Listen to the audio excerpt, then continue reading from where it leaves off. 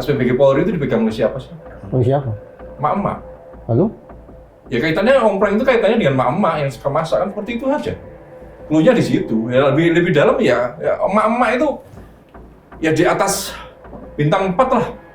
Sama seperti RI 1 di atasnya ada RI 0,5 ya emak-emak itu. Seperti itu. Ini istri-istri para bintang maksudnya? Bisa saja saya bilang tersangka, bisa saja jadi tidak kan bisa. Setelah hasil penyelidikan tidak cukup gitu kan, berarti ya gini lepas kan bisa. Saksi aja yang tadinya saksi bisa jadi tersangka kan gitu. Ini perang oknum tadi saja. Oknum ini kan bisa elit. Gitu. Elit bisa elit di pusat, elit di daerah kan seperti itu saja.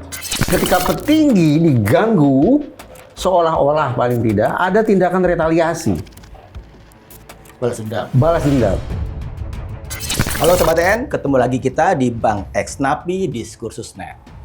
Ketika kasusnya terbongkar, publik geger.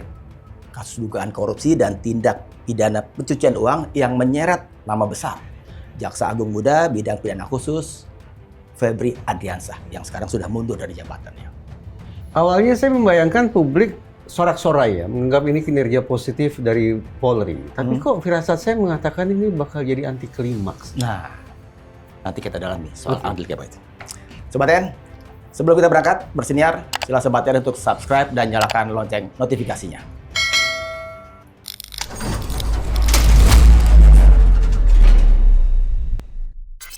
Sobat TN, saya dan Mas Riza sudah dibersamai oleh dua narasumber yang sangat-sangat kompeten untuk menguliti kasus ini. Saya perkenalkan ya. Di depan saya ada Mas Bambang Rukminto, peneliti dari ISES, Institute for Security and Strategic Studies.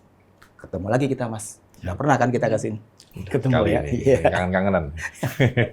Di sebelah Mas Bambang ada Bang Kasbudin Noor, pemerhati hukum dan kejaksaan. Dari bapak-bapak berdua, mas-mas, abang-abang berdua, ini kita akan minta insight baru nih. Sebenarnya sebelum berangkat, saya juga akan kasih disclaimer bahwa sejatinya kami redaksi juga sudah mengundang pihak dari kantor staf Presiden dan juga dari Komisi Kejaksaan RI.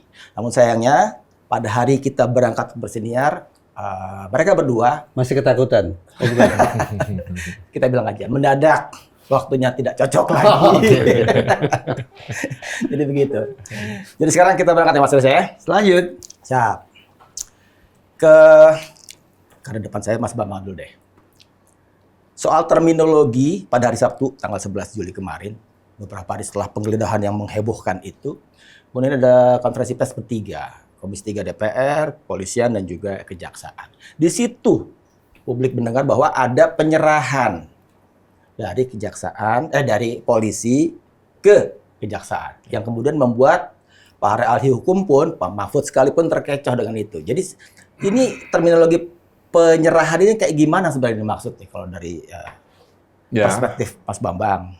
Sebenarnya yang lebih lengkap kawan-kawan hukum ya, karena background saya bukan di ilmu hukum ya, tapi saya melihatnya ya ini lebih pada langkah-langkah politik ya. Itu dibandingkan proses pro justisia seperti itu. Karena ketika proses pro justisia seharusnya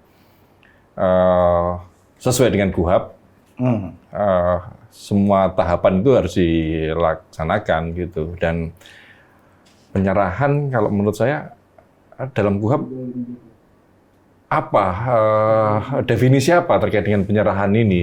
Kalau yang kita kenal adalah pelimpahan, ada P19 dan kemudian terakhir jadi P21 kan seperti itu kan.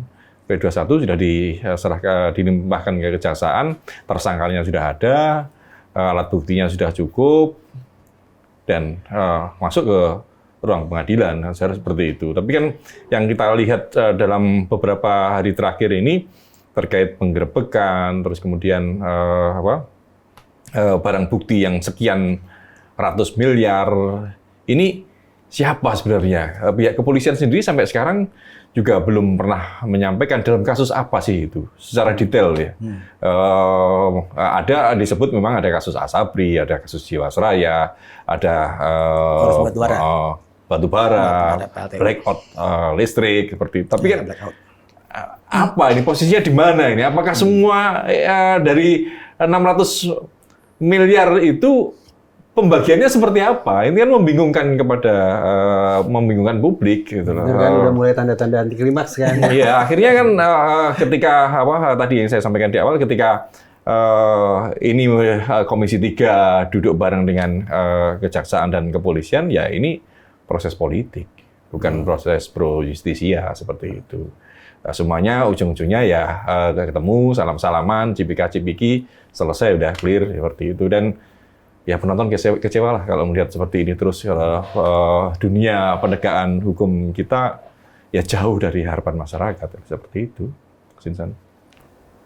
Dipindahkannya kasus ini dari Polri ke Kejaksaan Agung kan problematik, Pak ya. Ini sebenarnya problematis nih, mengundang sekian banyak pertanyaan. Pertanyaannya, boleh tidak Kejaksaan Agung menolak itu? Boleh. Jadi ini Boleh. dikembalikan lagi ke Polri? Boleh.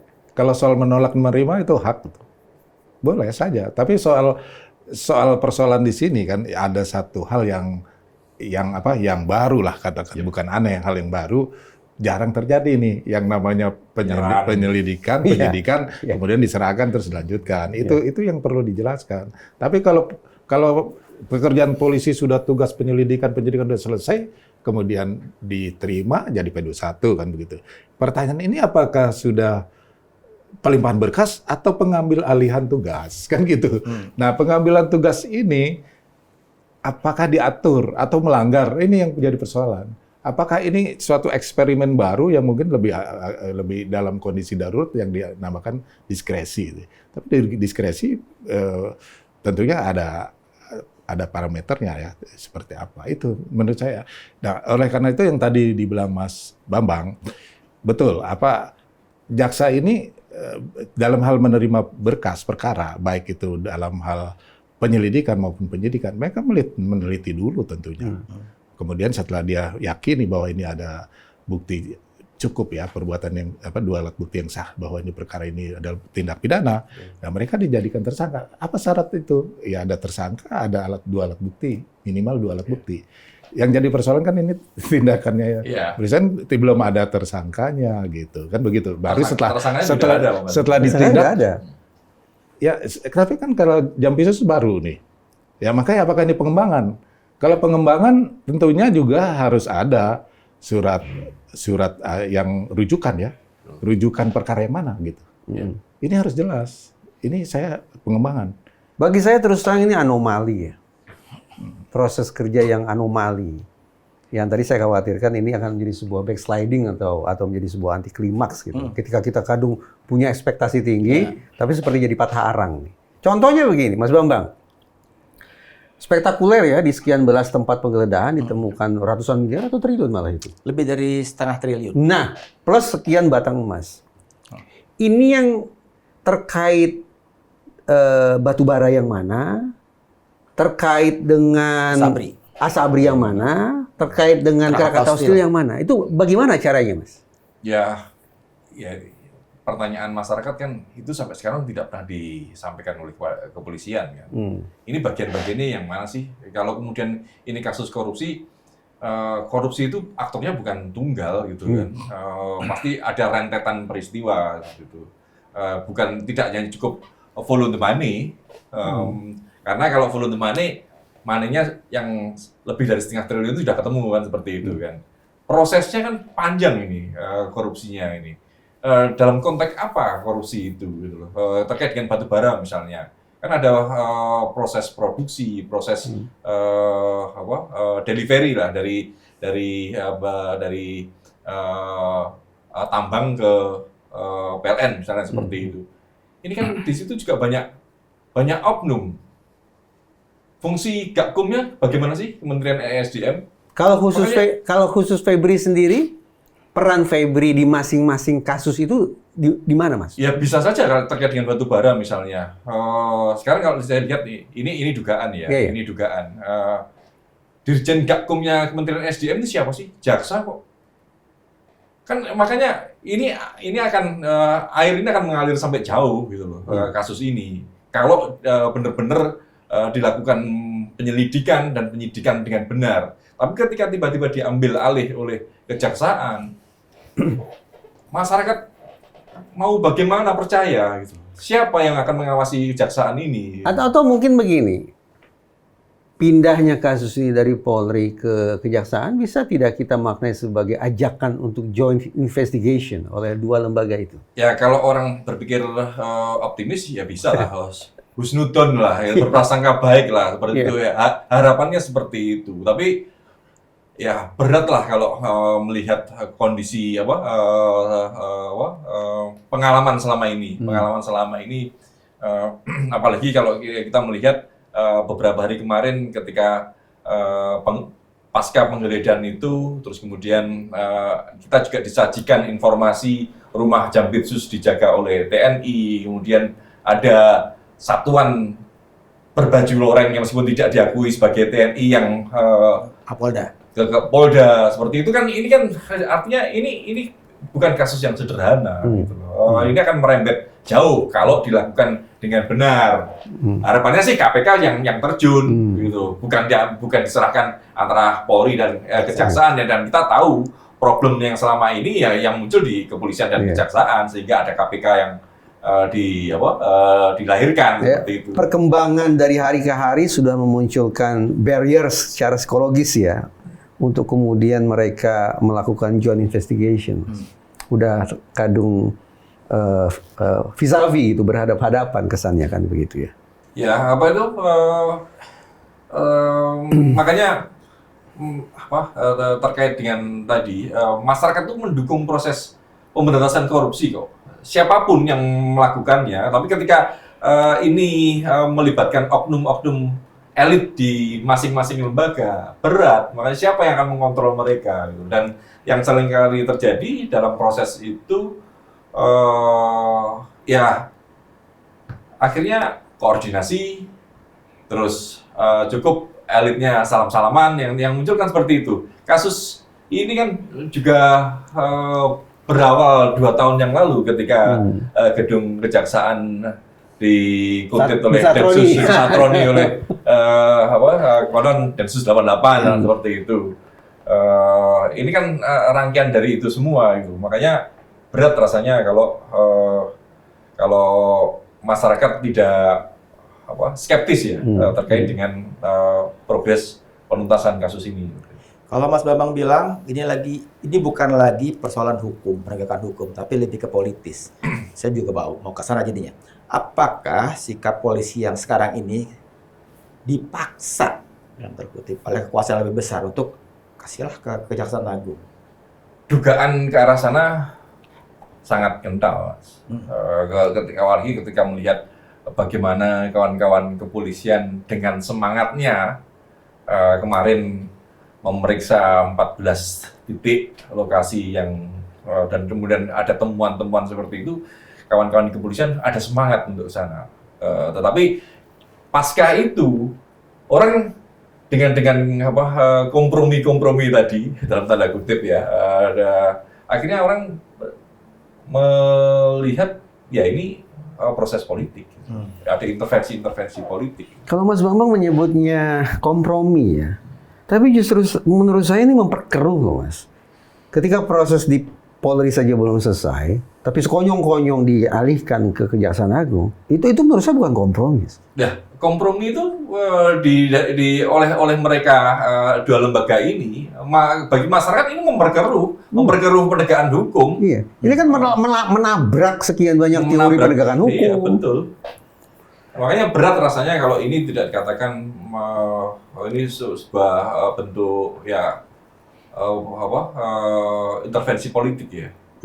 Kompromi itu kan bahasa politik Mas, bukan bahasa hukum ya. Iya. Masa hukum dikompromikan? Hukum dikompromikan enggak elok lah seperti itu.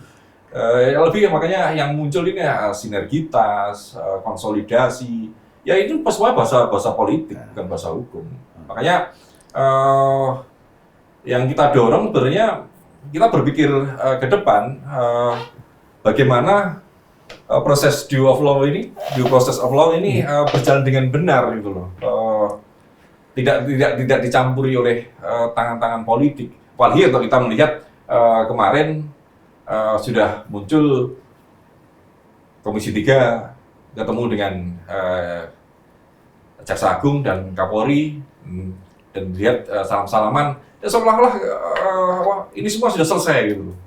Tapi proses hukumnya bagaimana? Kan masyarakat tanda tanya ini, apa ke depan akan disuguhi tontonan seperti ini terus gitu? Ya percuma. Mas Hasbudin, kalau litigasi yang sempurna ini kan sampai ke pengadilan nih, ya kan? Jangan-jangan ada pula nanti yang divonis bersalah masuk penjara kan? Selain itu ada tidak cara untuk menyelesaikan masalah ini? Oke. Sebetulnya kalau masalah kasus perkara pidana, Ya. itu ada perkara yang bisa direstorasi justice. Ini kan bukan. Iya, tapi dilihat dulu perkaranya. Ini kan perkara korupsi, salah satunya tidak boleh. Iya. Kan itu satu. Ini tidak bisa direstorasi justice. Kemudian dihentikan, tentunya mempunyai alasan. Tidak cukup bukti. Tidak cukup bukti. Iya, atau memang bukan perkara pidana. Nah, itu juga bisa kita kesampingkan dong. Kesampingkan itu Ya, semua. bukti yang Banyak sekian lah. banyak. Ya. Ini pidana. Nah. Apalagi? Apakah ini juga masuk dalam diffonering? Apa itu? Nah, diffonering itu artinya kewenangan kejaksaan untuk melimpahkan suatu perkara. Untuk menghentikan. Menghentikan. Karena dengan alasan pertimbangan yang bersifat umum. Berbahaya untuk publik ya. Itu sepenuhnya haknya kejaksaan. Ya, tapi argumentasinya bahwa ini juga dianggap berbahaya kalau ini dilimpahkan, itu juga harus punya argumentasinya. Iya, iya. Tidak cuma, oh ini kita punya kewenangan deponering loh, sehingga saya boleh melanjutkan, boleh tidak, nggak bisa begitu. Tapi makin hancur lah reputasi Kejaksaan Agung kalau pakai deponering. Ya saya nggak tahu, makanya dia harus memberikan pertimbangan. Jadi Alasannya menurut kewajiban saya, negara ini. ya, saya cuma menjawab keraguan mengaspirasi masyarakat dan mencari solusi. Ini loh. apa lagi Pak? Selain deponering apa? Ya kalau selain deponering di luar itu tidak ada kan Tidak menurut ada, saya. Ya mungkin karena bukan upaya hukum, langkah-langkah hukum yang tadi dibilang mungkin para peradilan, ya kan? Atau kemudian dia ke MK bahwa saya belum memenuhi syarat sebagai tersangka, bisa saja kan? Jadi putusan pengadilan bisa, ya kan?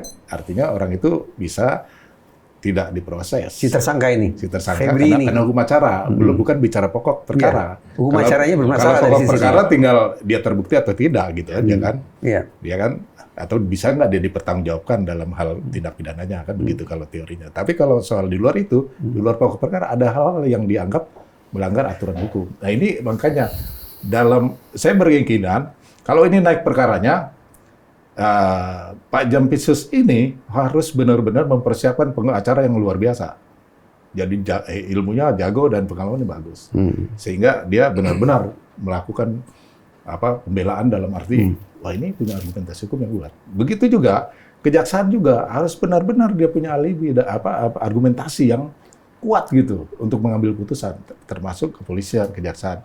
KPK juga dalam hal ini tidak mengambil alih, juga punya alasan. Kalau nggak salah ada saya dengar ya di KPK bilang ini belum waktunya untuk diambil alih karena kan ada tahapan-tahapannya gitu kan. Ya, tapi dalam hal ini saya mungkin berpendapat ini kan lembaga penegak hukum kan ada pengawasan. Baik internal maupun eksternal gitu ya. Maksud saya dikawal dari sekarang oleh Kompolnas, oleh Irwas dan lain-lain lah, baik eksternal maupun internal. Kejaksaan pun ada komisi kejaksaan. Di kejaksaan ada komisi kejaksaan, ada Jamwas. Ya itu soal lain kalau dia mau melakukan hal yang sifatnya kompromi itu kita nggak bisa menuduh seperti itu. Tapi artinya bekerja. KPK juga bekerja dalam hal pengawasan karena ini kasus korupsi kan mereka lembaga pengawasan terhadap kasus-kasus korupsi. Kemudian DPR yang sekarang katanya sudah membentuk panja pengawasan, lakukan apa kerja DPR ini mengawasi itu? Bukan cuma ketuk palu, saya udah ngawasin dari jauh, nggak bisa begitu. Dia punya tim yang bagaimana bisa mengawasi bukan hanya dari jauh. Dia harus ikut dalam arti prosesnya ini benar nggak gitu. Tadi di perbincangan ini keluar kosakata bola panas di kejaksaan. Apa makna bola panas itu sebenarnya? Ya itu tadi. Ya. Kalau dia nanti misalkan, ini anggap aja, penegakan hukum dilakukan secara benar oleh kejaksaan, tapi publik ini tidak percaya. Oh, Ya kena juga dia. Nah, kemudian apalagi ada hal-hal yang aneh. Kena lagi, ini memang hal yang sulit menurut saya. Kerja benar saja mengundang sinisme publik, apalagi kerja tidak benar. Itu maksud saya bola panas. Jadi, ya kita nggak tahu ya apakah ini menghargai ajas KUHAP yang cepat, murah, itu gitu kan dari polisi. Ya sudah kan, jaksa juga sebagai penyidik dalam hal kasus tindak pidana korupsi, ngapain juga harus polisi yang nantinya juga jaksa juga yang melakukan penuntutan kan bisa. Tapi mungkin di luar itu kita nggak tahu. Ini kan yang jadi pertanyaan gitu kan oleh publik. Kenapa kok secepat itu? Ada yang luar biasa, ada yang tidak biasa kan begitu. Ada yang tidak biasa. Ini yang harus dijawab. Dan Bang Kasbudin bentar, Mas. Ini terkait dengan Jampitsus ya, elit penegak hukum gitu.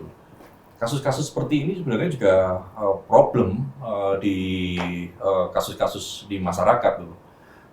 Tarik ulur kepolisian dan kejaksaan ini kan menjadi selama ini bermasalah juga gitu. Ketika polisinya oke, jaksanya menolak, akhirnya P19 bolak-balik bisa 7 kali, bisa 12 kali. Ini kan memang berat gitu loh. Memang tadi yang disorot, kita ini melihat hal-hal yang besar saja terkait dengan Jampitsus ini. Memang kalau kita melihat tadi di level bawah yang sekian banyak, ini saya melihat ada problem terkait criminal justice system kita gitu loh. Langkah-langkah yang dilakukan ujung-ujungnya nanti ya pra peradilan seperti itu kan berat, memakan waktu gitu. Kalau kemudian tadi terkait dengan pengawasan, masyarakat harus lapor ke Wasidik, ke Irwasum. Ini juga panjang sekali birokrasinya gitu. Setahun kemarin saya sama kawan-kawan koalisi masyarakat sipil misalnya mengusulkan adanya salah satu pasal terkait adanya hakim komisioner atau hakim pemeriksa awal ya. Seharusnya itu dimasukkan di sana sehingga hal-hal seperti ini sudah clear di awal. Tidak ada, bahkan ketika ada penyerahan pun ini sudah ada yang mengawasi pihak lain. Ada melalui proses pro justisia seperti itu.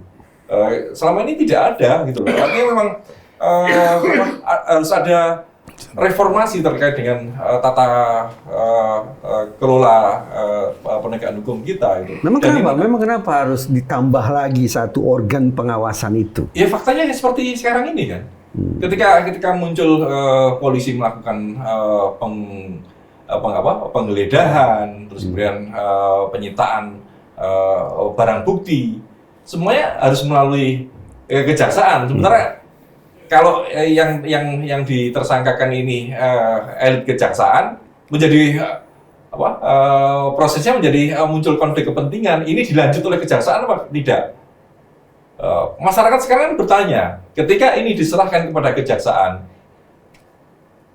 ini akan diteruskan apa tidak sih? Saya bertanya taktis.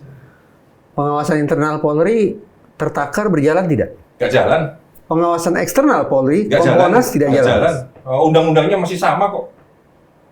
Undang-undangnya membuat mereka letoy semua gitu. Orang tidak percaya dengan pengawasan internal itu. Wasidik ya orang-orang mereka sendiri. Irwasum, birokrasinya panjang. Propam, ya angka ikut saja seperti itu.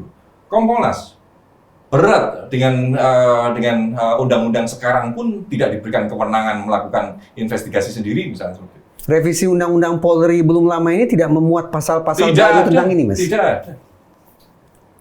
Yang saya tahu pengawasan eksternal itu hanya mengawasi hal-hal yang di luar penyidikan. Jadi tidak masuk intervensi penyidikan. Nah, Wasidik kan ada, Pak? Problem utamanya di penyidikan. Wasidik juga hanya tidak boleh intervensi terhadap penyidik. Bukan intervensi gitu, tapi paling tidak kan bisa memberitahu ini loh masih ada loopholes, ini loh masih ada. Ya mestinya begitu. Tapi ini kan distorsi. lagi-lagi Ya, budaya daripada proses penyidikan di kepolisian. Oleh karena itu, inilah yang menurut saya transparansi. Ini sudah belum dilakukan itu, gitu kan. Kami sudah melakukan itu penilaian ini kan begitu. Bang Kasbudin, Ya. Kalau akhirnya kita sepakati di diskusi yang barusan ini bahwa kejaksaan yang mengambil alih itu dari mulai penyidikan, mungkin penyidikan ulang, gitu kan. Artinya seorang Febri mungkin akan ditersangkakan lagi. Ini kita ngomong dia menang pra peradilan jadinya kan, karena diulang kan penyidikannya. Tapi yang menangani ya pernah jadi rekan sejawat, Jaksa Agung Pengawasan yang sekarang merangkap PLT Jampitsus. Bisakah publik menaruh kepercayaan akan terjadinya proses yang transparan, objektif dengan ini yang pegang ya mantan narkonya ya. Ya sejawat sama-sama Jaksa Agung muda, pengawas sekarang malah jadi PLT Jampitsus gitu. Padahal Ya, ada memang. kultur code of silence. Memang tadi saya bilang bola panas itu tadi terjawab lah bahwa ini salah itu salah, ya kan? Tapi mau tidak mau kalau memang mereka ya penilaian itu soal biasa lah. Masyarakat bernilai miring, bagus dan baik itu adalah hak masyarakat. Tapi yang kita harapkan proses penegakan hukum dijalankan sebagaimana mestinya, secara adil dan benar gitu. Ya, dari sekarang aja udah nggak sebagaimana mestinya kan ya. Mas Bambang, Itu kan daripada telat tidak mendingan telat kan gitu. ketika di media live penggeledahan oleh Kortas Tipikor bersama Polda Metro Jaya di sejumlah lokasi dan itu terasosiasi dengan Jampitsus, kaget nggak? Ya kaget juga sih. Kaget bahwa? Ya karena selama ini belum pernah ada temuan oleh kepolisian terkait pidana korupsi yang sedemikian besar. Oh, dari sisi jumlah, Iya, tapi dari sisi jumlah. manusianya. Kaget juga sih polisi berani memeriksa jaksa. Pemantiknya rasanya soal penersangkaan Brigjen Polisi aktif. Jadi polisi dianggap dinilai tidak kulon-won. Tidak pakai main hantem aja tuh. Tersangka ya. Jaksa dituduh tidak kulon ya. Ya, kira-kira begitu psikologinya. Mungkin nanti Mas Rizal bisa menelisik lebih jauh tentang psikologinya kan. Tapi bahwa kartu-kartunya Febri itu udah di tangan polisi tuh dari setahun yang lalu sejak si Hongki itu bernyanyi. Baru sekarang kemudian dengan keseriusan yang dilihat oleh publik kan menerjunkan Kortas Tipikor, Brimob segala macam gitu kan. Cerita itu menurut Mas Bambang tingkat kebenarannya seperti apa? 99% lah. Nah, menarik ini. Karena sekarang kita kulik lebih dalam sedikit aja terkait dengan kasus MBG Sony Sanjaya maupun Brigjen lalu. Itu fokusnya di mana sih?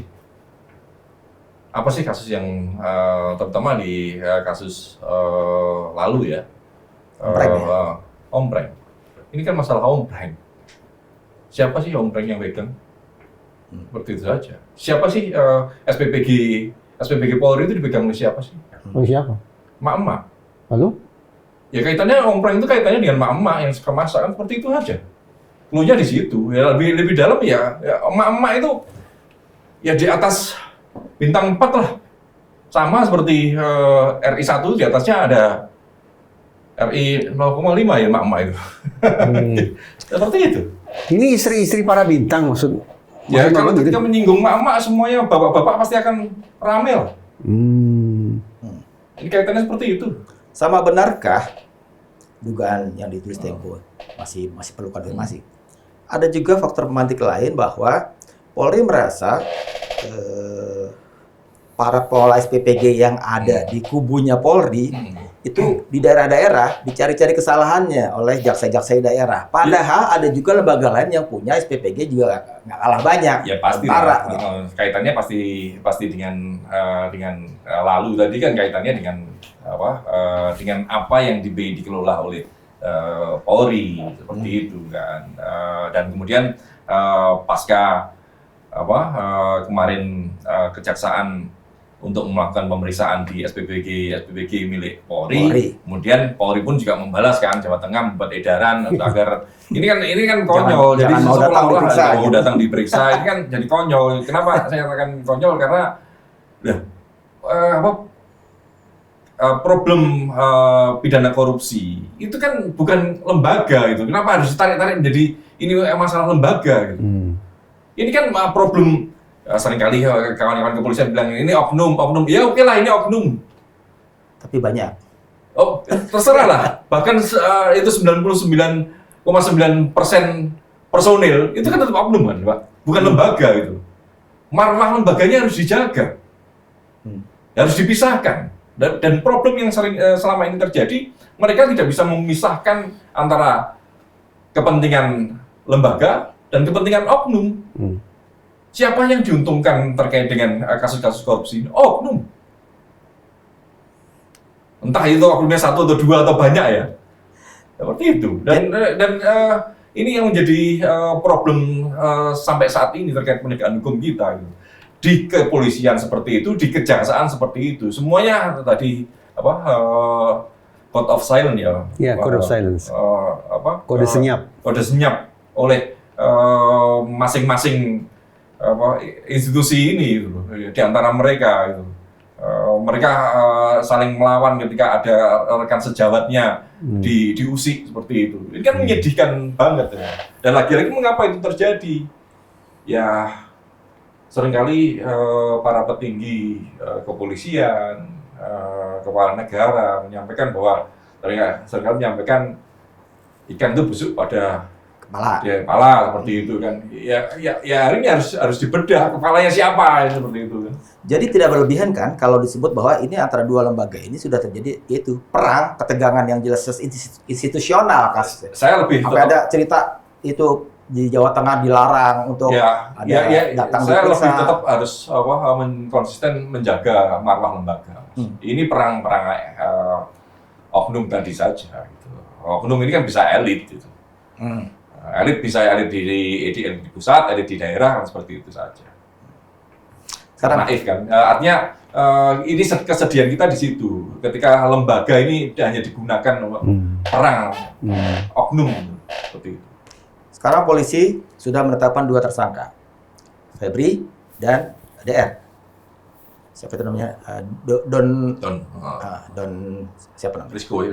Mirip-mirip lapangan DR itu kan. Tapi perlakuannya beda. Si Don itu DR sudah ditahan. Febri belum atau enggak, saya nggak tahu, belum, setidaknya belum. Ketika jumpa pers bertiga itu dengan Komisi 3, polisi kan juga sama sekali nggak menyinggung status Febri udah ditahan apa belum. Pura-pura lupa ada pertanyaan itu dari wartawan. Gimana Mas Bambang lihat ini? Ada perbedaan perlakuan. Ini swasta kayaknya gampang banget ditindak cepat. Semua orang paham hukum itu tajam kepada sipil dan tumpul kepada elit kan seperti itu. Si Don ini siapa? Bukan siapa-siapa. Begitu juga kalau perlakuan itu mereka pada kita kan seperti itu. Kejaksaan sebaliknya Mas. Dalam kasus MBG sikat dari kepala duluan. Ya itu mungkin yang salah satu yang memicu ya. Karena yang kepentingan pelaku yang lainnya tidak diusik ini. Ada apa seperti itu kan?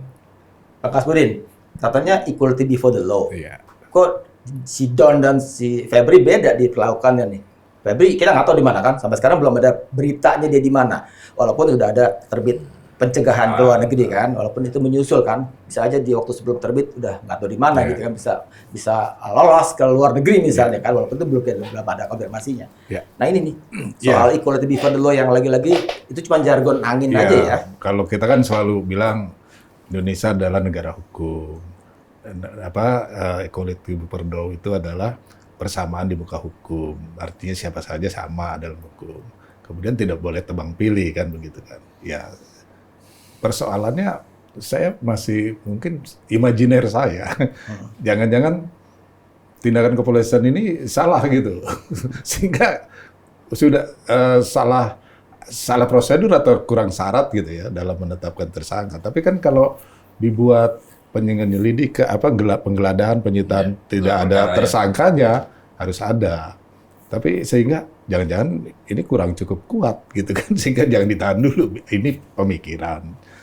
Kalau memang kurang cukup kuat, semestinya jangan ditersangkakan dulu dong. Kan bisa saja saya bilang tersangka, bisa saja jadi tidak kan bisa. Setelah hasil penyelidikan tidak tidak cukup gitu kan bukti, ya gini lepas kan bisa. Saksi aja yang tadinya saksi bisa jadi tersangka kan gitu. Ini kan Muncul pengembangan. pertanyaan. Cuma ini kan bicara teori dan praktek gitu loh. Cuma Ini pertanyaan apa, Mas? Ya, pertanyaannya nanti barang sebanyak itu milik siapa kan?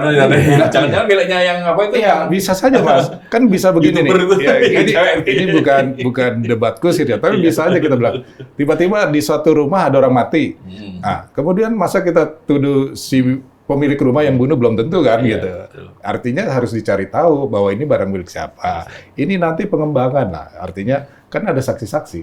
Ini barang siapa? Misalkan barang si A, kenapa ada di rumah si B? Nah, si B bilang, oh saya nggak tahu. Kenapa nggak tahu? Kan pengembangan nanti. Ya. Itu maksud saya, bagaimana profesionalisme dan independensi penyidik di dalam hal ini harus benar-benar dijalankan gitu. Kalau pendapat sekarang ini yang harus bisa dijawab nantinya ini loh. Itu maksud saya. Ya, Bagaimana pertanggungjawaban itu, akuntabilitasnya. Ya. Jangan main tangkap tahan itu kemudian besok Ya. lepas Kita- aja. Itu yang jadi persoalan kan. Ini yang Mas kita Bambang, ini tunggu. emas dan uang-uangnya masih ditahti Polri. Mestinya ditati. Tapi begitu kasusnya pindah ke kejaksaan, Bisa diserahkan ya. Kita nggak tahu proses itu seperti apa, Mas. Tapi kalau saya menggarisbawahi semua memang harus dibuka ya. Dibuka. Saya mendorong kawan-kawan cepetan rek kan gitu. Ini sama-sama Arema ini pernah di Malang semua ya kan. Cepetan rek. Masyarakat tuh menunggu apa? Rilis sejak awal cepetan. Ini bukan berarti kita mendorong untuk segera mentersangkakan seseorang, itu proses lain. Tapi yang pasti masyarakat ingin semuanya itu jelas, clear gitu loh. Ya. Dalam konteks apa seseorang itu ditersangkakan, Ya. barang itu milik siapa. Ya. Sampai sekarang tidak pernah itu diungkap tuh. Sepakat. Kronologi, konstruksi peristiwa itu kan dibutuhkan oleh masyarakat gitu loh. Pertanggungjawaban kawan-kawan kepolisian ini bukan hanya kepada presiden, Ya. tapi kepada rakyat dengan melakukan penjelasan-penjelasan itu tadi. Negara kita ini negara hukum, bukan negara kekuasaan gitu loh. Jadi semuanya harus on the track lah proses itu seperti itu. Kalau seperti itu ya masyarakat pasti akan menerima, akan mendukung siapapun lah.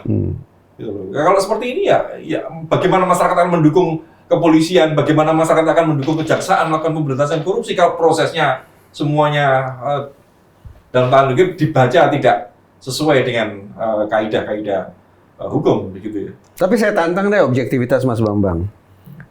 Kemungkinan Febri dinyatakan tidak terbukti, itu sebuah imajinasi yang terlalu jorok atau boleh saya berimajinasi begitu?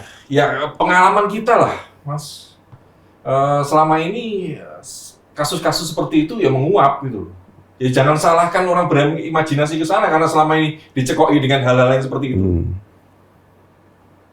Kalau ingin benar, buka setransparan mungkin. Gitu. Kalau tidak dibuka, ya jangan salahkan orang berimajinasi lah. Ya kita kalau di era kita dulu zaman radio belum ada video itu kan kita mendengarkan drama-drama itu imajinasi kita kan liar itu karena tidak melihat dengan mata gitu. Kalau sekarang di era sekarang ketika kepolisian, kejaksaan tidak memberikan fakta secara kasat mata, ya orang akan berimajinasi kemana-mana. Nah, Mas Bentar, Kasudin, Mas. Saya mau terusin soal barang bukti tadi. Sejauh ini kan, sejauh riset berita yang kita ikutin, terhadap barang bukti itu sedang diuji lab. Mas diuji di labnya Pegadaian, keasliannya, beratnya, kadarnya segala macam. Terus terhadap uang-uang itu juga akan dimintakan dari otoritas kedubes, US dollar, Sing dollar gitu kan. Nah, apakah tidak bisa simultan melakukan uji lab segala macam sambil polisi memberikan ke publik informasi ini punya siapa? Ya nanti akan muncul sama seperti masyarakat selama ini menduga ya barang bukti narkoba itu diganti pita semua yang asli dijual kan seperti itu kan? ini kenyataan ini. Ini kenyataan. Ya enggak yang kasus Teddy Minahasa misalnya seperti itu kan diganti apa itu bubuk apa itu kan? Kemudian yang asli dijual Karena apa? Masyarakat sudah melihat 600 miliar itu dan 74 batang itu. Kalau mau proses itu dilakukan dengan benar, ya proses itu harus dilakukan sejak awal gitu. Diperiksa dulu di Pegadaian ini. Jangan dirilis lebih dulu gitu. Ini kan rilisnya aja yang besar di awal, setelah itu jadi anti klimaks. Kehati-hatian ini seperti tidak ada, Mas. Ya, Seperti kejar target tertentu. semangatnya sudah oke. Semangatnya sudah benar lah semangatnya untuk melakukan pemberantasan korupsi ini. Tapi prosesnya benar Mas Reza berat, banyak bolongnya. Berarti Mas Kasudin sekarang objektif juga nih. Iya. Sebagai sesama lembaga penegakan hukum, kira-kira Kejaksaan Agung akan mengambil posisi yang linear dengan kerja Polri atau justru melawan arus? Ya, mestinya linear, tapi Semestinya linear. dalam arti benar ya. Kalau memang dari awal benar, ya kelanjutannya benar. Pernah saya dengar Pak Jaksa Agung bilang, penuntutan itu akan baik jika penyidikannya baik, kan Bulan? gitu. Penuntutan itu akan baik jika penyidikannya baik, kan gitu.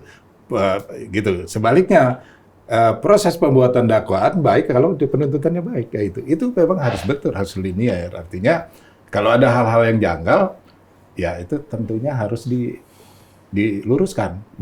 Nah, ini kan persoalannya langsung ada penerimaan itu. Ya ini mungkin dilematisnya begini. Kalau perkara ini tidak diambil alih oleh kejaksaan, gitu kan, kemudian penyidikan, mereka kan akhirnya limpahkan ke kejaksaan bilang, wah ini kurang cukup nih, balik lagi. Orang berpikir, wah jaksanya nih mentang-mentang dia, ya kan, mentang-mentang dia ada tersangkanya orang dalam gitu kan, tapi dibuat lama. Mungkin akhirnya udahlah diambil alih. Nah, diambil alih ini juga akhirnya bola panas juga kan gitu. Nah, ini memang sangat sulit menurut saya. Saya tuh kasihan pada dua lembaga ini sebenarnya. Iya, kita kasihan juga. Terhadap Polri saya kasihan kenapa? Saya mencoba berasumsi positif ya. Ini Polri sedang sungguh-sungguh murni melakukan kerja penegakan hukum. Tapi terlalu banyak loopholes nih. Prosesnya. Jangan-jangan tidak cukup, tidak memenuhi syarat. Kasihan saya jadi. Ini kan anti klimaks. Terhadap Kejaksaan Agung juga saya kasihan. Karena itu Dua-duanya tadi menerima bola panas. Mau ke kanan pasti akan dinilai sinis, mau ke kiri pasti dinilai buruk. Apapun yang dilakukan, apapun dikatakan oleh Kejaksaan Agung nantinya, pasti akan dianggap miring oleh publik. Ketika penyidik Kejaksaan Agung harus memeriksa Febri, ex pimpinannya. Iya. Secara psikologis nih, di ilmunya Mas Reza, ada barrier macam apa nih yang harus dilihat ini? Mas, Si- ini Kan dia udah mantan nih sekarang nih.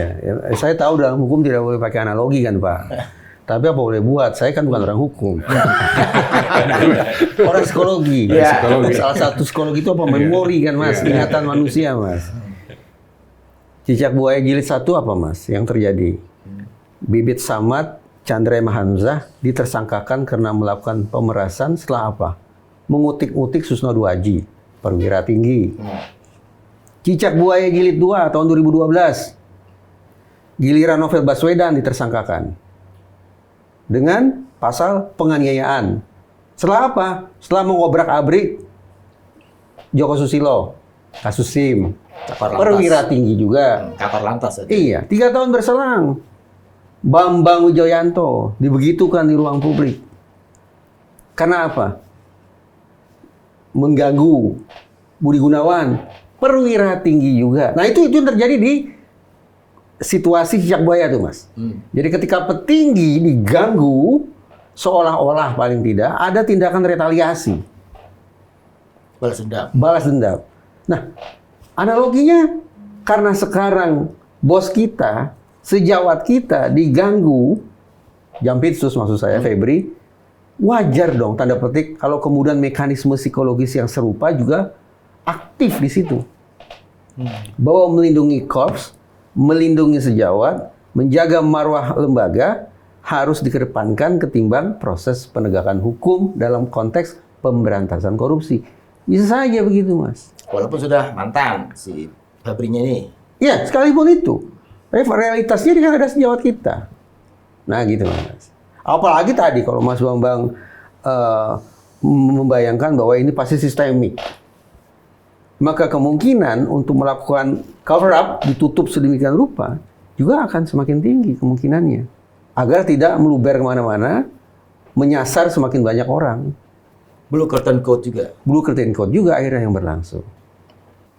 Bang Kaspudin, saya masih perlu meminta pencerahan tentang itu tadi. Terminologi penyerahan dengan pengambil alihan atau pelimpahan. Kalau yang saya pahami di konteks criminal justice system, ketika masih di tangan polisi itu penyelidikan dan penyidikan. Terus kemudian ketika sudah matang di polisi, di pelimpahan. Berkasnya dilimpahkan dulu, kan, untuk kemudian sampai ke P21 dianggap peka, baru kemudian penyerahan tersangka dan barang bukti tahap 2. Nah, itu yang saya pahami. Kalau yang sekarang kata penyerahan itu terlalu dipakai, apakah dari kepolisian, penyidik kepolisian diterima oleh kejaksaan, oleh penyidik kejaksaan atau jaksa penuntut umum? Yang mana yang nerima nih sekarang? Kalau penyidik, kalau diterima oleh penyidik kejaksaan juga, berarti kan penyidikan ulang jadinya. Saya mungkin menjawab. Ya, sebetulnya begini, antara lembaga kepolisian dan kejaksaan sebetulnya satu dalam arti sama-sama penegakan hukum. Gitu. Dalam kasus ini sebetulnya, memang kalau kita tadi mengurai daripada aturan atau hukum acara, seperti yang tadi pelimpahan, penyidikan gitu. Nah, itu tadi yang saya bilang. Mungkin kejaksaan menggunakan aturan lain karena adalah internal kejaksaan yang dipersangkakan, gitu kan. Nah, itu mungkin itu. Tapi itu juga tidak cukup alasan, mungkin dia harus kuatkan alasan itu ya. Nah, kemudian ingat bahwa kewenangan kepolisian maupun kejaksaan terhadap kasus-kasus korupsi, kepolisian itu tugas penyelidikan dan penyidikan. Situ. Tapi kejaksaan dalam kasus korupsi ada juga tugas penyidikan. Nah, pertanyaan apakah ini bisa diambil alih? Bisa saja. Kalau penyidik itu tidak melaksanakan tugas-tugas dengan baik, atau dianggap kurang profesional, atau dianggap diragukan oleh masyarakat, wah ini ada apa nih, ada apa, sehingga kejaksaan mengambil alih. Tapi pengambil alihan ini berarti bola panas yang ada di dia. Dia harus benar-benar membuktikan proses penegakan hukum secara benar dan adil. Nah, itu tugas mereka. Caranya bagaimana? Ya tentunya mereka punya cara. Bagaimana meyakini masyarakat ya, bahwa ini loh, siapa yang melakukan tindakan ini.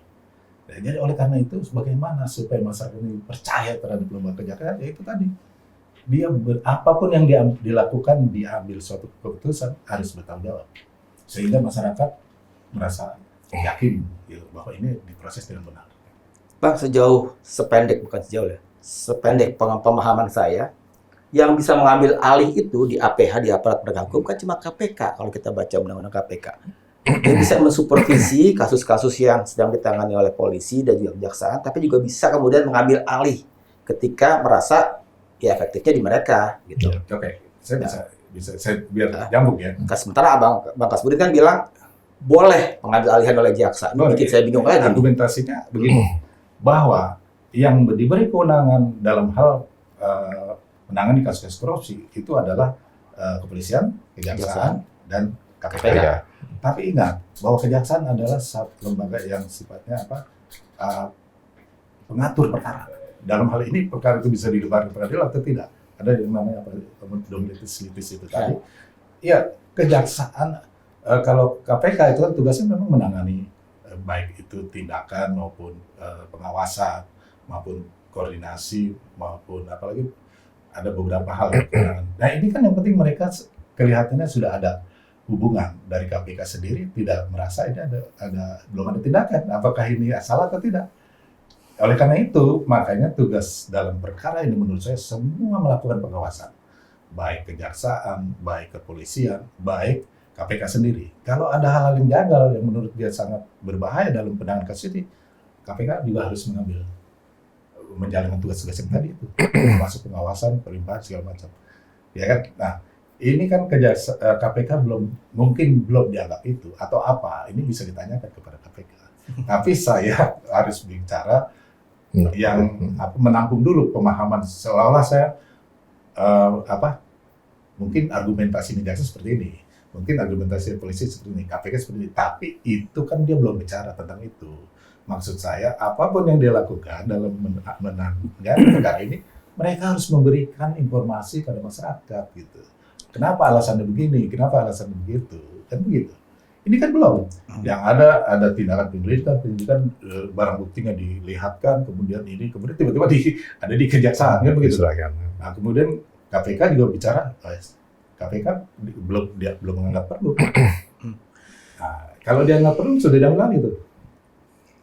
Jadi sekarang gampangnya untuk dipahami, berarti kepolisian sudah tidak lagi ikut cawe-cawe untuk perusahaan ini, atau ada gabungan, operasi gabungan, penyidikan gabungan, atau sudah sepenuhnya diberikan ke kejaksaan untuk seterusnya. Ya kalau saya lihat, ya ini karena penyerahan ya kejaksaan yang akan berperan. Seperti disampaikan tadi Bang Kasbudin, ini bola panas di kejaksaan. Dan di sisi lain, apa yang dilakukan, kalaupun ini subjeknya ini adalah kejaksaan yang meminta kasus ini, ya ini mendegradasi peran kepolisian. Gitu. Sebagai penyidik, berkasnya belum lengkap, kenapa? Seolah-olah kepolisian tidak bisa menuntaskan kasus ini, meskipun dalam tahap penyidikan ya, tidak bisa, sehingga harus dilimpahkan kepada diserahkan kepada kejaksaan untuk diselidiki diselidik maupun disidik lebih jauh, seperti apalagi yang ditersangkakan ini adalah mantan Jampitsus, ya konflik kepentingannya sangat besar gitu. Makanya saya lebih cenderung ini bukan penyelesaian proses secara hukum, tapi proses politik gitu. Dan ini sangat disayangkan sekali. Bagaimana ke depan dunia penegakan hukum kita kalau semuanya diselesaikan secara politik seperti itu? Penyelesaian secara politik ini salah atau tidak? Ya tentu salah lah, Mas. Ya, kita ini negara hukum atau negara kekuasaan? Loh, begini, misalnya ketika Presiden memberikan abolisi amnesti, itu kan juga merupakan sebuah kebijakan politik. Benar. Jadi kita tidak bisa serta-merta dong mengatakan adanya proses politik adalah salah. Ya benar, tapi kan harus melalui pengadilan juga. Abolisi itu setelah proses pro justisianya sudah jalan lebih dulu, sampai ke pengadilan, sampai Mahkamah Agung misalnya, seperti itu. Kalau ini kan belum, masih di tahap penyidikan. Berarti ini secara politik salah? Ya, kalau dikatakan ya secara politik ya suka politik. Okay. Ya ini bahasa kekuasaan kok. Secara hukum salah? Ya, secara hukum salah lah, jelas. Merusak hukum. Merusak hukum lah. Tapi masa kita bisa membangun asumsi Kortas Tipikor melakukan proses penegakan hukum dengan cara yang melanggar hukum? Ya, faktanya sampai sekarang belum ada penjelasan terkait tahapan-tahapan yang harus dilalui itu tadi kan. Semuanya sudah diatur dalam KUHP. Kalaupun tadi disampaikan oleh Bang Kasbudin, ada undang-undang terkait kepolisian, undang-undang kejaksaan, semuanya harus dijelaskan. Konsekuensinya jangan-jangan bukan hanya Jampitsus yang dalam kurung Febri yang harus didalami. Kerja Kortas Tipikor Mabes Polri juga perlu didalami. Akan dipertanyakan dengan seperti ini. Kita kemarin sudah antusias ya, optimis bahwa ini polisi mau bergerak serius ini, seperti itu. Saya WA kepada Kak Kortas, siap dukung Mas. Iya, saya akan dukung semua proses terkait dengan pemberantasan korupsi gitu loh. Tapi kalau hari ini misalnya Mas Bambang kirim WhatsApp lagi ke Kortas, apa isi WhatsApp? Saya nggak berani WhatsApp dia. Nanti dia akan kebingungan menjawabnya seperti itu. Dan saya yakin jawabannya juga akan normatif seperti itu. Saya WA ke Kabid Humas Polda Metro yang kemarin juga memberikan konferensi pers gitu. Dukung Mas, pasti saya dukung lah. Masyarakat itu mendukung pemberantasan korupsi. Kita tidak, tapi juga bukan, jangan dibelokkan cuma soal dukungan antar lembaga gitu loh. Jadi seringkali kan di masyarakat juga terpecah, ini dukung kejaksaan atau dukung Polri seperti itu kan. Itu siapapun lah. Tentu kita mendukung sepanjang itu due process of law gitu kan ya. Benar. Terus akhirnya yang muncul kan ini masalah konflik penyidikan korupsi di MBG, program MBG yang dilakukan oleh kejaksaan. Terus sekarang ini ada terkait dengan Jampitsus ini terkait dengan Satgas PKH-nya Presiden yang dipimpin oleh Jampitsus. Jadi ini hanya perang antar oknum sebenarnya. Kalau kita yakin bahwa lembaga ini harus dijaga marwahnya gitu. Mas Bambang sebagai pengamat kepolisian, saya mau tanya gini Mas. Ini mungkin daya ingat saya lemah ya. Ketika KPK dan Kejagung setiap minggu atau setiap bulan selalu expose ke publik, ini loh hasil kerja kami yang terbaru, OTT di sana, pengungkapan di sini, itu kan berkompetisi itu KPK dan Kejaksaan Agung. Sepengetahuan Mas Bambang, Kortas Tipikor pernah tidak melakukan hal itu sebelumnya? Belum. Baru sekarang ini aja agak Catat ini. Iya, agak kenceng memang dan sekarang kalau kita lihat flashback ke belakang, pembentukan KPK kan karena lemahnya kepolisian dan kejaksaan terkait pemberantasan korupsi. Baru 2019 kemarin ketika revisi Undang-Undang KPK, ini kejaksaan mulai bergerak kan seperti itu.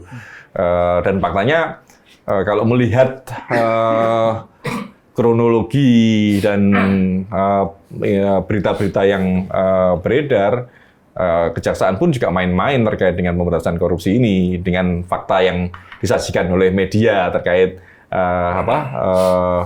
tuduhan pada Jampitsus seperti itu kan. Ya, artinya saya melihat di bulan ini ya nggak salah ada indeks Mundi yang menempatkan kepolisian salah satu lembaga terkorup kan, kepolisian terkorup di beberapa negara, di antara beberapa negara gitu loh. Artinya sebenarnya dengan adanya kasus ini sebenarnya bisa mengangkat citra kepolisian, tapi faktanya ketika ini diserahkan kepada kejaksaan ini jadi anti klimaks gitu loh. Apalagi tidak disertai dengan penjelasan yang lengkap seperti itu. Apakah penyerahan itu bisa ditafsirkan sebagai ini loh cara Polri menjaga harmoni dengan sesama lembaga penegakan hukum? Ya, pemisahan Polri dan kejaksaan, kalau kita lihat sejarah kejaksaan di era R. Suprapto ya, Pak, Jaksa Agung pertama, ini kan memisahkan dari kepolisian kan. Ini fungsinya adalah check and balance. Gitu. Ketika sekarang muncul sinergitas, kompromi seperti ini, ya check and balance-nya di mana? Gitu. Mas Bambang, kalau saya coba ikuti alur pemikiran Mas Bambang, berarti kan fix sudah bahwa kasus ini penanganannya sekarang ada di Jaksa Agung. Jadi polisi tidak ikut cewek-cewek lagi kan. Nah, hasil dari penyidikan polisi kan menersangkakan ex Jampitsus Febri kan. Ketika sekarang ada di Kejaksaan Agung, bisa dong Febri itu mengajukan pra-peradilan, prapit. Karena syarat untuk jadi tersangka kan dia harusnya diperiksa dulu sebagai saksi dan calon tersangka. Dia kan belum pernah. Artinya terbuka lebar peluang Febri untuk peradilan dan itu kemungkinannya menang. Peluang itu sangat besar, ya? Peluang sangat besar. Dan semuanya akan happy ending kan? Happy ending bagi mereka, gitu. Tidak happy ending bagi masyarakat seperti itu. Jadi makin ruwet dong ya. Karena kemudian mentah lagi status tersangkanya Febri karena ini sekarang dipegang penyidik Kejaksaan Agung dan akan pra-peradilan menang karena belum pernah diperiksa polisi sebagai secara tersangka proses kan. Kalau saya melihat prosesnya ya kemungkinan itu sangat besar gitu ya. Mungkin Pak Rudin mungkin bisa jawab apa. Saya tanya, bukan redaksional sedikit saya ubah. Sebentar Pak. Ketika Polri menyerahkan atau melimpahkan berarti? Menyerahkan aja. Ketika Polri menyerahkan kasus ini ke kejaksaan, yang mana Febri merupakan seorang tersangka, apakah Kejaksaan Agung harus memproses Febri sebagai seorang tersangka? Oke. Jadi status seseorang yang tadinya tersangka atau terdakwa itu bisa saja berubah. Oleh kejaksaan bisa diubah. Bukan cuma oleh kejaksaan, oleh kepolisian juga bisa. Tapi ini dalam arti normatif. Seseorang Bukan, maksud saya kan dari Polri kan statusnya sudah tersangka. Iya, bisa saja karena kan pertanyaan kita, apakah perkara ini dilimpahkan kepada kepolisian atau dialihkan ke kepolisian itu Ke kejaksaan. ke kejaksaan, apakah itu dalam rangka P21 atau pemberian wewenang penyidikan yang dilanjutkan. Kata kan gitu. P21 memang tidak disebut, tetapi kita bisa bernalar dong, Pak. Nah, ini seseorang makanya- sudah ditetapkan sebagai tersangka, Ya. berarti Inilah yang jadi persoalan. Artinya nanti akan ada apakah terobosan hukum baru? Memang jarang terjadi atau belum pernah terjadi. Dari polisi melakukan penyidikan belum selesai dikasihkan kejaksaan. Mungkin belum terjadi ya. atas nama diskresi tidak boleh. Ya kalau diskresi bisa saja kemana-mana kan gitu kan. Iya, Tapi iya. kan dalam arti diskresi juga ada batasan. Oh, gitu ya. Batasan-batasan yang patut menurut hukum, yang wajar segala macam itu. Emang diskresi kita tidak ada tuh parameternya. Ini yang repoti. Tapi dalam hal ini bisa saja Bang, ya kolaborasi. Sekarang sistem pemerintahan kolaborasi kan antara para penegak hukum boleh-boleh saja. Asalkan menurut saya kedudukan hukum itu bukan direkayasa. Artinya perkara itu ada. Nah, persoalan dengan aturan hukum acara yang dilanggar tadi bisa di pra-peradilan. Nanti hakim yang menilai. Ini bukan rekayasa ya, Pak. Ya, saya nggak tahu. Kan kita kalau saya ikut menyidik Masih saya proses. tahu. Masih proses. Kita kan dari luar kan gitu kan. Tapi kan masyarakat menilai banyak hal. Ada yang beginilah, ada begitulah. Ini udah banyak pendapat-pendapat yang sifatnya pro kontra kan. Kita harus akui itu. Untuk memberikan kepastian hukum, oleh karena ini dua lembaga ini harus benar-benar menunjukkan kenapa saya melakukan tindakan ini. Alasannya tadi yang diperjelas itu. Jadi transparansinya di situ. Bukan bicara teknis ya, kalau teknis penangkapan segala macam mungkin ada teknis supaya orang tidak tahu, dia tidak kabur, tidak menghilangkan barang bukti kan begitu kan. Tapi kita tidak tahu ukurannya kenapa seperti itu kan begitu. Ini yang harus disampaikan. Tapi dia mempunyai argumentasi hukum. Baik itu undang-undang lain atau KUHP atau mungkin undang-undang kepolisian, kejaksaan. Kan sama-sama punya undang-undang kan. Hierarkinya sama kan. KUHP itu kan undang-undang. Undang-undang kepolisian undang-undang. Kejaksaan punya undang-undang. Coba ini semua dijadikan dasar hukum tim penindakan itu. Karena lembaga penegak hukum kan dalam mengambil suatu keputusan harus berdasarkan hukum. Kan begitu kan? Kira-kira begitu ya? Nah, harus ada gitu loh. Saya jadi Kemudian bertanya-tanya diskresi begini ya, itu Pak, ya. ukurannya apa juga kan gitu. Ketika kasus ini diserahkan ke Kejaksaan Agung, ada daftar barang buktinya, Oke. ada nama tersangkanya, berkasnya juga diserahkan tidak? Iya. Saat ini sudah diserahkan tidak? Itu kan umumnya Iya. kalau penyerahan berkas, barang bukti dan kelengkapan BAP segala macam Iya. itu sudah selesai lah dalam pekerjaan tugas kepolisian dalam penyidikan Iya. dilimpahkan kejaksaan kemudian menilai Iya. apakah ini sudah cukup lengkap atau bukan gitu kan belum atau ini kan namanya P21. Setelah P21 selesailah tugas kepolisian. Tapi yang jadi pertanyaan ini perlu ditanya apakah ini proses pelimpahan berkas yang disampaikan menurut hukum sudah lengkap atau belum, atau pengambil alihan atau pemberian gitu loh. Pemberian tugas ini sudah jaksa aja deh. Ini yang perlu dijelaskan sehingga masyarakat paham gitu. Nah, itu pertanyaan di awal saya tadi, apakah hasil penyidik polisi sudah kerja, berkasnya kemudian di Kejaksaan Agung kan nih, saya menghindari kata penyerahan atau pelimpahan. Yang menerima itu jaksa peneliti yang meneliti hasil penyidikan polisi atau jaksa yang penuntut umum untuk kemudian dilanjutkan prosesnya di Ya peneliti Tribunal Justice. dulu. Mereka kan meneliti Nah, dulu. ini kan belum pernah juga disebut-sebut secara terang kan, yang menerima Ya, ini itu yang jaksa saya peneliti atau jaksa penuntut Saya rasa umum. itu Ya. internal kejaksaan. Internal, ya, internal. Artinya Entah mereka mau diteliti, mau Ya. dituntut internal mereka gitu ya. Kita tidak bisa masuk ke sana. Ya saja kan artinya apakah penyidikan kasus ini akan dilanjut, jangan penyidikan dulu, penyelidikannya akan dilanjut, dilengkapi berkas-berkasnya dan yang lain-lain, kita kan tidak tahu, karena internal kejaksaan sendiri yang seperti itu. Makanya posisi kepolisian sebagai penyidik dan jaksa sebagai penuntut itu sebenarnya markanya jelas, gitu. Dan ini salah satu fungsi check and balance-nya di situ. Ketika, apalagi kalau dalam kasus ini menyangkut mantan internal jaksa sendiri, ini kan jadi jadi berat kerja kejaksaan. Makanya yang tadi disampaikan Bang Kasbudin, ini bola panas di jaksa ini, kejaksaan sedang menggiring bola panas itu. Jadi ujungnya apa ini Mas? Kita hanya dihadapkan pada sebuah drama kehebohan yang nyaris nirfaedah ya Mas? Iya, pertanyaannya kembali ke tujuan bernegara kita.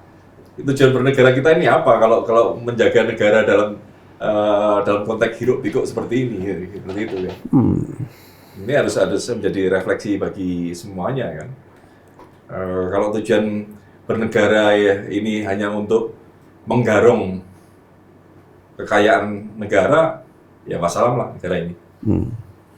Akhir pekan lalu kan 3 pejabat orang penting lah, Panglima TNI, Kapolri, dan Jaksa Agung datang ke istana kan ya. Kira-kira apa yang disampaikan Presiden Prabowo ya Mas? Ya tetap Mungkin punya teman yang kerja di KSP Mas? Dalam konteks itu saya nggak pernah komunikasi. jujur ya pernah komunikasi. Kita nggak bisa meramal ya. Kira-kira obrolan segi 4 macam apa yang berlangsung di Ya dalam. paling ya kita beras korupsi sampai kejar sampai Antartika seperti itu aja kan. Padahal korupsinya antar kita ya. Yang kita lihat seperti itu. Tapi nggak mungkin ya Presiden kali ini mengatakan kalimat mirip kasus Wush. Semua saya ambil alih gitu. Nggak mungkin. Saya sih mendorong, berharap lah, mendorong kita siapa gitu. Berharap ya Presiden turun tangan dalam hal ini. Jangan lepas tangan. Jangan lepas tangan dan harus clear perintahnya apa gitu. Karena problemnya kan tidak hanya antara kepolisian dan kejaksaan, tapi juga melibatkan TNI kemarin seperti itu. Meskipun di situ ada Perpres 66 tahun 2025, konteksnya apa? Menjaga kejaksaan dalam menjalankan tugas itu konteksnya apa gitu. Tugasnya kejaksaan memangnya juga melakukan pungutan-pungutan kan enggak juga gitu. Menjaga itu kan ini kan harus dijelaskan. Tapi informasi yang kemarin beredar di media kan Kapuspen alasannya Perpres 66 tahun 2025 itu gitu. Yaudah, saya anggap bagian tentang harus ingat tujuan bernegara itu jadi closing statement-nya Mas Bambang. Sekarang dari Bang Kasbudin closing statement singkat aja Mas. Ya, saya pikir pertama penegakan hukum harus dilakukan dengan secara profesional. Artinya orang-orang yang menjalankan penegakan hukum memang punya ilmu dan punya pengetahuan yang cukup dalam hal proses penegakan hukum. Kemudian perlu kejujuran. Nah, Jadi jujur dia. Karena memang lembaga polisian maupun kejaksaan ada itu filosofi tentang kejujuran. Dan ingat, hidup ini kan sementara. Setiap manusia akan mati, ya kan? Nah, oleh karena itu ingat juga sama Tuhan. Karena itu juga doktrin kejaksaan, sumpah kepolisian. Saya rasa itu remnya. Nah, kemudian independensi ini dijalankan, ya, bahwa lembaga yang satu dan yang satu harus menjalankan fungsinya masing-masing. Ya, tentunya sinergitas boleh dalam hal penegakan hukum yang benar, gitu ya. Nah, kemudian harus punya tanggung jawab terhadap publik bahwa apa yang dilakukan adalah dengan transparansi itu, ini loh dasar saya melakukan itu, begitu. Nah, dalam kasus ini artinya saya berharap proses ini berjalan, kepolisian membenahi dirinya, kejaksaan juga demikian, dan kalau perkara ini sampai ke tingkat pengadilan, ini sebagai benteng terakhir daripada pengadilan ada hakim. Hakimnya harus berani. Tidak berpihak kepada siapapun ya, salah-salah benar-benar. benteng terakhir. Ya udah, closing statement ya. Mas saya kasih waktu sebentar lah buat closing statement. Ya, kita berharap demikian. Mas Rizal sekarang. Saya nggak punya posisi sebenarnya saya hanya ingin mengatakan dari tadi saya perspektif kasihan. ilmuwan. Ya. Saya sanksi dengan kalimat indah benteng terakhir pencarian keadilan. Karena apapun yang dilakukan oleh otoritas Mahkamah Agung pada akhirnya juga bisa anti klimaks di tangan seorang presiden. Ketika presiden melihat ada kepentingan yang lebih besar atas nama negara, atas nama harmonisasi antar lembaga negara, bisa saja kemudian muncul yang namanya amnestikah itu ataupun abolisikah itu. Ini bukan kabar baik tentang proses pemberantasan korupsi di Indonesia. Ini backsliding, ini menunjukkan bahwa ada kepentingan-kepentingan sektoral yang tampaknya, atau mungkin kuat dugaan saya, jauh lebih diprioritaskan ketimbang penegakan hukum itu sendiri. Udah ya? Sobat DN, kita masih akhiri, tapi memang di kasus ini yang sangat kentara adalah soal transparansi yang masih jauh dari yang publik harapkan.